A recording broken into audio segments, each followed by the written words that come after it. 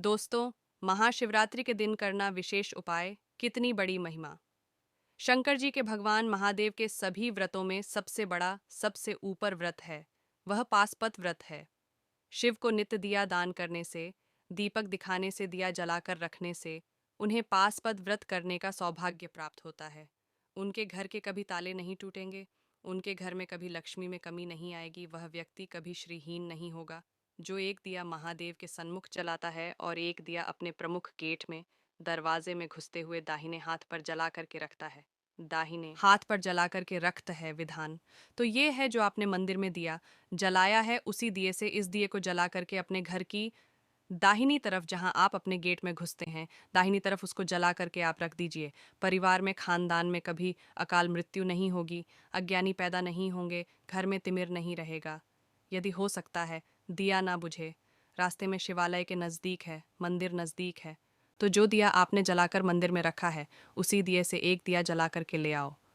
घर के चौखट के बाहर घुसते ही दाहिनी तरफ रख कुछ ही समय कर लीजिए, या हर सोमवार को कर लो। रोज मत करो, सोमवार को कर लो। यह दिया संध्या के समय जला, शाम के समय जला करके आप रखिए। कुछ ही समय में आप परिवर्तन देखेंगे, आप आनंद से भर जाएंगे।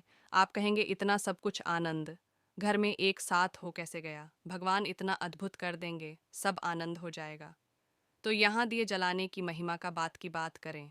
शिवालय सुसर्वेश दीप दना, बजा ग्रामा दशांश, हर गांव का मालिक महादेव है, वो गांव गांव नहीं। जिस गांव में शिवालय नहीं, हर गली में, मोहल्ले में, कस्बे में भगवान शिव का मंदिर होना ही चाहिए। मंदिर हो ग्रामादिशान, गांव के प्रमुख देवता है भगवान महादेव। ग्रामादिशान समा हुआ, सर्वा साविस्ता थमा जपया मासा। दीपा देवाल।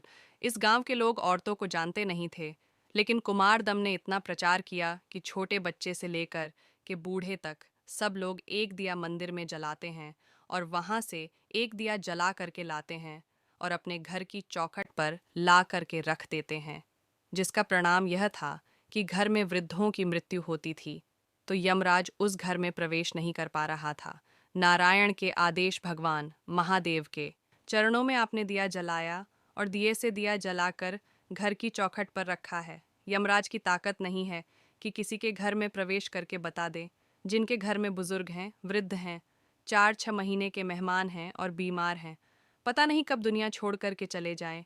हर सोमवार के दिन शिवालय में एक दिया जलाकर और इसे एक दीपक जलाकर अपने घर की चौखट पर ला करके रखिएगा। इन सब चीज़ों से तो घर में पितृ दोष नहीं रहता, वास्तु दोष नहीं। आप जन्म पत्नियां ले लेकर के भाग रहे हैं, इतने परेशान हो रहे हैं, कहीं जाने की ज़रूरत नहीं है। शीघ्र समाधान घर बैठे मिलेगा। धार्मिक बनिए, पारमर्थक बनिए। जिनके घरों में वृद्धों को आदर मान सम्मान होता है, वैसे भी उनके घर में पित्त दोष तो रहता ही क्या। शिव की पूजा करने से वास्तु दोष समाप्त हो जाता है। इतने अच्छे अच्छे भवनों को लोग तोड़ने में लगे। भैया क्या कर रहे हो? कहाँ रसोई तोड़ रहे हैं? कहाँ क्यों तोड़ रहे हो? रसोई ठीक जगह पर नहीं बनी है। मैं कहूँगा कुछ भी मत तोड़ो, सब जोड़ने की ज़रूरत है जो जहाँ बन गया है। अब भैया ये बताइए कि शरीर में कोई रोग हो जाता है तो उसको काट कर फेंकने की ज़रूरत है, उसका ट्रीटमेंट करने की ज़रूरत है। ऐसा तो नहीं होता कि माथे में दर्द हो रहा है तो इतना सा छोरी लो और माथा काट करके फेंक दो, ऐसा तो होता नहीं है, तो उसकी दवाई है। और इतने अच्छे अच्छे आपने मकान बनाए, सब कुछ सब तोड़ने में लगे हुए।